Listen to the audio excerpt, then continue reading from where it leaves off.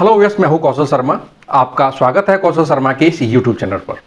Viewers, आज की video में हम जानेंगे पोस्ट ऑफिस की नेशनल सेविंग्स सर्टिफिकेट यानी कि एनएससी स्कीम के बारे में डिटेल से। अगर आप 2025 में पोस्ट ऑफिस में अपना पैसा जमा करवाना चाहते हैं तो क्या ये आपके लिए एक अच्छा ऑप्शन हो सकता है? कितने पैसे आप इसमें जमा करवा सकते हैं, कितने समय के लिए इसमें आपको जमा करवाना होता है, कितना ब्याज इसमें मिलेगा, ये सारी चीज़ें आज हम कवर करेंगे इस वीडियो में। तो सबसे पहले हम देखेंगे कि कौन कौन व्यक्ति इसमें अपना खाता ओपन करवा सकता है, यानी पैसा इसमें इन्वेस्ट कर सकता है। उसके बाद हम देखेंगे डिपॉजिट से रिलेटेड रूल्स, यानी कितने पैसे आपको जमा करवाने होते हैं, कितने समय के लिए इसमें जमा करवाने होते हैं, कितना इंटरेस्ट मिलेगा, मैच्योरिटी कब होती है, एक व्यक्ति मैक्सिमम कितने खाते इसमें ओपन करवा सकता है, टैक्स से रिलेटेड और टीडीएस से रिलेटेड क्या क्या इसमें रूल्स हैं, इंटरेस्ट की कैलकुलेशन कैसे होती है, और सबसे बड़ी बात, अगर पैसा आपको निर्धारित समय से पहले अगर वापस लेना है पोस्ट ऑफिस की एनएससी स्कीम से तो क्या क्या इसके रूल्स होते हैं। इन सब टॉपिक के बारे में हम बात करेंगे इस वीडियो में। तो व्यस्त वीडियो को पूरा देखें। वीडियो अच्छा लगे तो इस वीडियो को लाइक करें। चैनल पर पहली बार आए हैं तो इस चैनल को सब्सक्राइब कर लें बेल आइकन के साथ। तो व्यस्त सबसे पहले हम बात करते हैं कि कौन कौन इस खाते को ओपन करवा सकता है। तो देखिए, कोई भी सिंगल एडल्ट अपना खाता इसमें ओपन करवा सकता है, यानी आपकी उम्र अगर 18 साल से अधिक है तो आप अपने नाम से इस खाते को ओपन करवा सकते हैं। जॉइंट अकाउंट भी ओपन करवाया जा सकता है, यानी 3 लोग मिलकर इसमें जॉइंट अकाउंट खुलवा सकते हैं। अगर 2 लोग मिलकर इसको जॉइंट अकाउंट खुलवाना चाह रहे हैं तो 2 लोग मिलकर भी खुलवा सकते हैं, लेकिन 3 से ज़्यादा लोग मिलकर इस जॉइंट अकाउंट को ओपन नहीं करवा सकते हैं। अगर कोई माइनर व्यक्ति इसमें अपना खाता ओपन करवाना चाहता है और अगर उसकी उम्र 10 साल से ज़्यादा है तो वह अपने नाम से ही खाता इस स्कीम में खुलवा सकता है। लेकिन अगर उम्र 10 साल से कम है तो फिर guardian of behalf of minor उसमें अपना खाता ओपन करवा सकता है। अब हम जान लेते हैं कि मिनिमम और मैक्सिमम कितना अमाउंट इसमें जमा कर सकते हैं।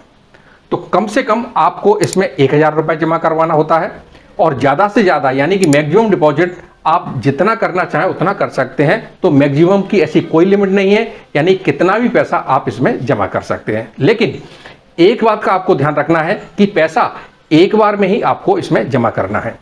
मान लीजिए आपके पास 5 लाख रुपए हैं और आपको पोस्ट ऑफिस की एनएससी स्कीम का खाता आपको ओपन करवाना है, तो आप एक बार में ही 5 लाख रुपए इसमें जमा करके आप इस खाते को ओपन करवा सकते हैं। मान लीजिए 1 महीने बाद या 2 महीने बाद आपके पास कहीं से और पैसा आ गया, जैसे मान लो आपके पास 2 लाख रुपए और आ जाते हैं और आप सोचते हैं कि इसको भी इसी खाते में हम ऐड करवा दें, तो ऐसा नहीं हो सकता है। एक बार जिस अमाउंट से आपने ये खाता ओपन करवाया है उस खाते में उसी पैसे का आपको ब्याज मिलेगा। अगर आप चाहें तो इन 2 लाख रुपए को आप अलग से एक अकाउंट ओपन करवा सकते हैं। अब जान लेते हैं कि एक व्यक्ति कितने अकाउंट ओपन करवा सकता है। तो इसकी कोई भी लिमिट नहीं है, आप जितने चाहें उतने अकाउंट एनएससी के आप ओपन करवा सकते हैं। लेकिन एक बार जिस अमाउंट से आपने खाता खुलवाया है उसमें आप कुछ और ऐड ऑन पैसे नहीं कर सकते हैं। अगर आपको नेशनल सेविंग सर्टिफिकेट में और पैसा अधिक डालना है तो उसके लिए आपको फिर से दूसरा अकाउंट ओपन करवाना पड़ेगा। अब हम बात कर लेते हैं कि इस स्कीम पर मिलने वाले इंटरेस्ट रेट की। तो अगर आप 1 अप्रैल 2025 के बाद अपना खाता इस स्कीम में ओपन करवाते हैं तो आपको इसमें 7.7% का इंटरेस्ट मिलेगा। लेकिन यहां पर एक ध्यान देने वाली बात यह है कि यहां पर कंपाउंडिंग जो होती है वो एनुअली होती है। आपने मोस्टली केसेस में देखा होगा कि एफडी के केसेस में कि जो कंपाउंडिंग होती है वो क्वार्टरली होती है, लेकिन इस स्कीम में जो कंपाउंडिंग है वो एनुअली की जाती है।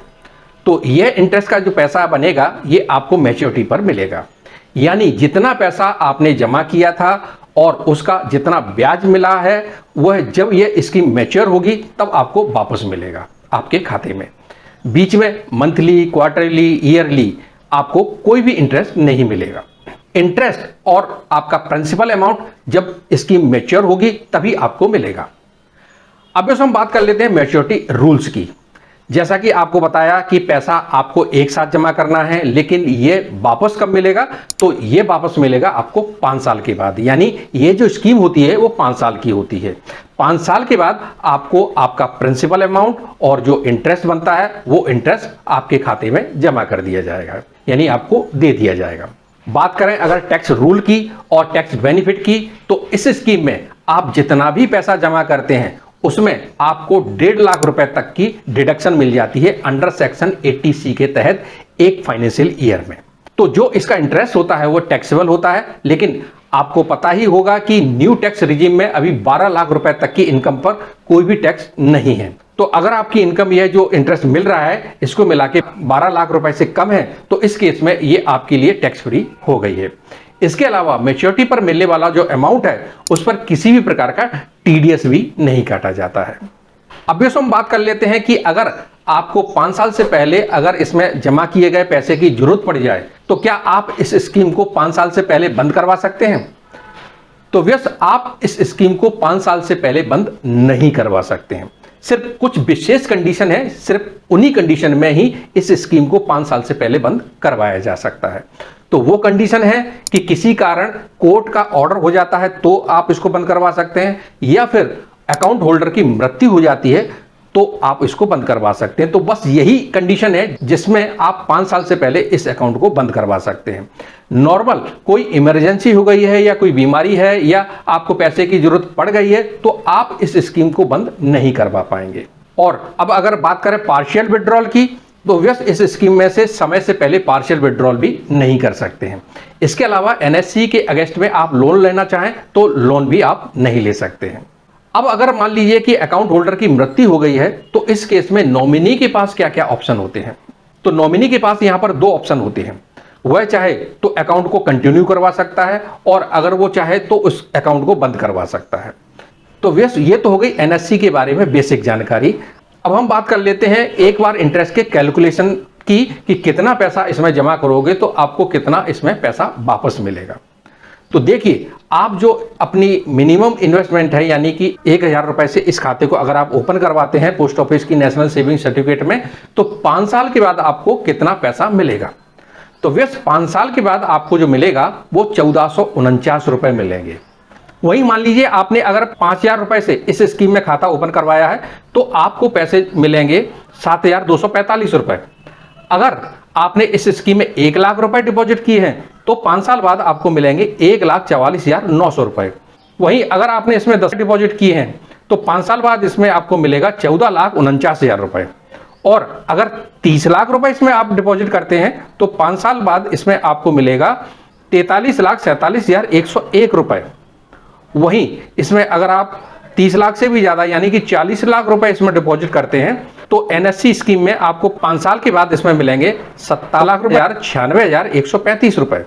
तो ये तो था एनएससी में कितना पैसा जमा करते हैं तो कितना आपको रिटर्न मिलेगा। तो व्यस एनएससी बहुत बढ़िया स्कीम है। मुझे तो खासकर पोस्ट ऑफिस में सबसे बढ़िया स्कीम एनएससी लगती है, जिसमें आप एक बार पैसा जमा करें और 5 साल बाद आपको बगैर टीडीएस कटे पैसा वापस मिल जाता है। तो व्यस आज की वीडियो में इतना ही। उम्मीद करते हैं आज का ये वीडियो आपको जरूर अच्छा लगा होगा। इसी तरह के और भी वीडियो आगे भी हम आपके लिए लाते रहेंगे।